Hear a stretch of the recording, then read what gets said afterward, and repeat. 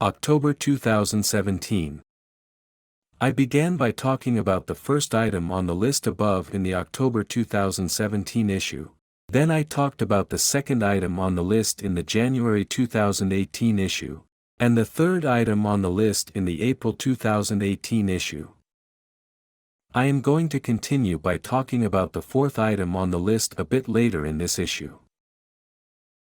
In the article I wrote for the October 2017 issue of this newsletter, I concluded with yet another list of things you need to know and believe, if you intend to triumph over the winds that are going to blow here at the end of the age.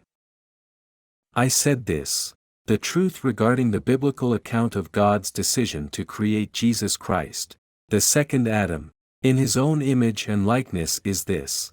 1.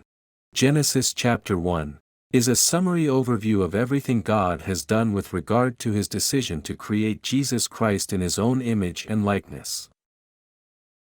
2. Genesis chapters 2 through 4 explain some of the events that led up to God's decision to create Jesus Christ in his own image and likeness. 3. The first 2 verses of Genesis chapter 5 are an introduction to Moses' account of why God decided to create Jesus Christ in his own image and likeness. 4. Moses' account of why God decided to create Jesus Christ in his own image and likeness begins in Genesis chapter 5, verse 3, and goes through Genesis chapter 8. 5. Genesis chapter 9, verses 1 through 7, is a summary of God's announcement of his intention to begin the process of creating Jesus Christ in his own image and likeness.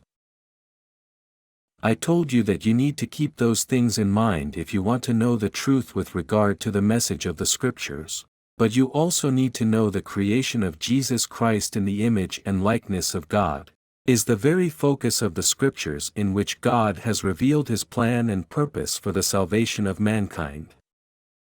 His fulfillment of that plan began with the resurrection of the man, Jesus Christ, in his own image and likeness, and it will conclude with the resurrection of all male and female believers, in that same image and likeness. That is the truth regarding the parabolic image of the new birth, by which one becomes a child of God. But only those who believe the truth here at the end of the age will participate in that event. All others will be discarded.